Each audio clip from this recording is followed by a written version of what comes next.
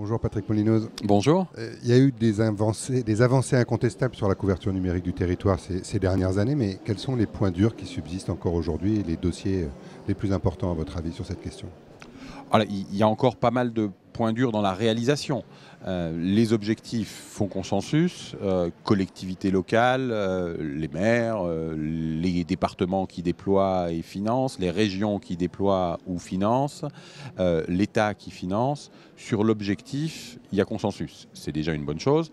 Maintenant, sur la vitesse de réalisation et de déploiement, que ce soit en zone RIP, c'est-à-dire la zone payée par l'argent public, ou même en zone AMI, c'est-à-dire les zones déployées par les opérateurs privés, nous ne sommes pas encore tout à fait au bout du chemin.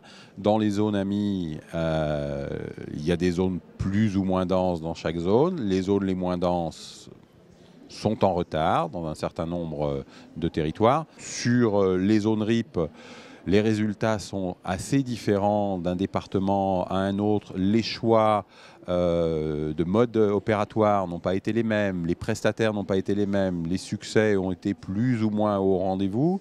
Donc on n'est pas au bout du chemin et sans doute les objectifs calendaires ne seront pas atteints. Ça, c'est le verre à moitié vide. Le verre à moitié plein, c'est que ça progresse, que ça avance et que ça avance de plus en plus vite, heureusement. Donc voilà, sur l'aspect infrastructure, il reste encore beaucoup à faire.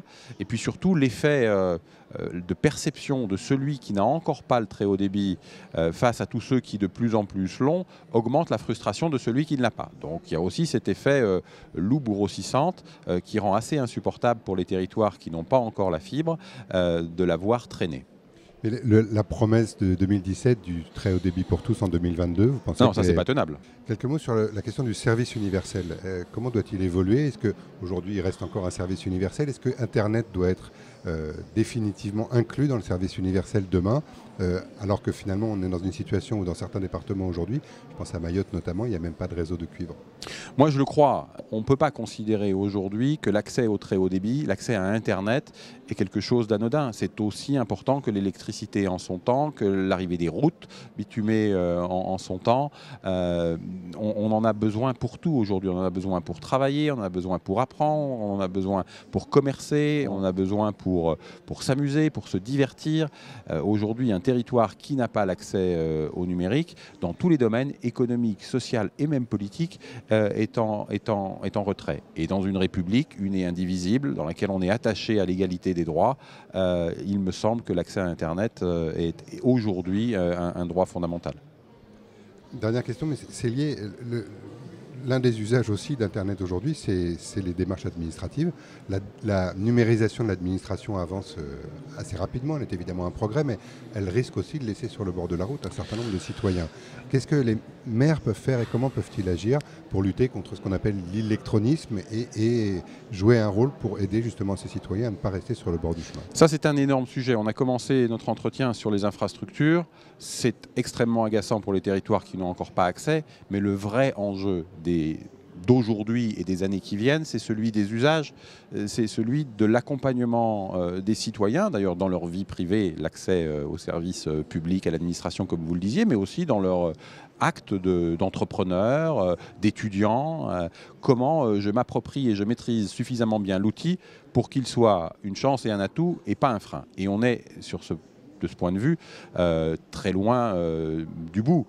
D'abord parce qu'il y a sans doute une partie de nos concitoyens qui ne veulent pas et qui ne voudront pas, jamais, passer par cet outil et il faut respecter cette liberté-là. On pense assez naturellement aux plus anciens, voilà, mais pas forcément. Ça doit être une liberté et pas une obligation de mon point de vue. Donc on est dans cette phase de transition où il faut accompagner la montée en compétences, pas de manière forcée. Il faut que le numérique il soit voulu. Il faut pouvoir accéder au numérique, c'est-à-dire qu'il faut avoir l'outil, la tablette et le réseau qui va bien.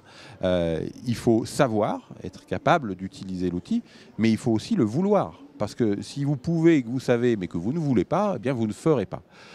L'intérêt global de la société, c'est sans doute, d'une manière globale, de mieux maîtriser l'outil et de ne laisser personne de côté. Mais ça va prendre du temps. Alors le rôle des maires, de mon point de vue, il est essentiel parce que nous sommes le premier maillon de la chaîne du service public. Nous sommes les services publics de proximité. Alors, on peut créer des maisons de services publics, des espaces France Service pour avoir accès aux grands services nationaux. Très bien ou pas très bien. Enfin, on peut avoir des avis divergents sur le sujet. Est-ce que ça marche parfaitement? Est-ce que c'est la panacée? Je ne me prononcerai pas là. Mais nous sommes au quotidien les fournisseurs de services publics immédiats. L'accès à la cantine, l'accès à la crèche, l'accès à la médiathèque, à la bibliothèque, à la piscine, au sport. Tout ça, ce sont des services publics de proximité. Le numérique a un rôle à jouer pour l'accès à ces services, réservation, communication d'informations, paiement à distance, disponibilité de l'information 24/24, enfin tout ce que Internet permet. Et donc on a un rôle à jouer. Nous voyons nos concitoyens tous les jours. C'est une image, mais soit il vient à l'accueil de la mairie, soit il va à la bibliothèque, soit il va à la cantine, soit il va à l'école, évidemment. Et donc on est en contact au quotidien. Donc ça nous donne une proximité et du coup une capacité à faire levier et à impulser l'accompagnement. Il faudra pour ça aussi qu'on ait quelques moyens et puis que de nouveaux métiers émergent. C'est le cas avec l'accompagnement numérique. Aujourd'hui, sur le champ de l'accompagnement numérique, il y a beaucoup d'acteurs. C'est encore pas forcément hyper bien cadré. Il y a l'initiative gouvernementale, très bonne idée sur le fond, un peu plus compliqué à mettre en œuvre dans la forme, des conseillers numériques. C'est en train d'arriver, beaucoup moins vite que ce que le gouvernement avait promis, mais c'est en train d'arriver. Donc je veux aussi voir le verre à moitié plein, même si j'ai été très critique sur la méthode. Aujourd'hui, il y a quelques centaines de conseillers numériques effectivement en activité. Il va falloir regarder ce qu'ils font en vrai au quotidien, comment ils parviennent à accompagner les gens, quel résultat en est tiré. On est sur un process qui est quand même relativement long, mais moi j'ai confiance parce que les maires ont toujours pris à bras-le-corps les sujets d'intérêt général immédiat et c'en est un absolu et je pense qu'on en a conscience. Merci beaucoup, monsieur le maire. Merci.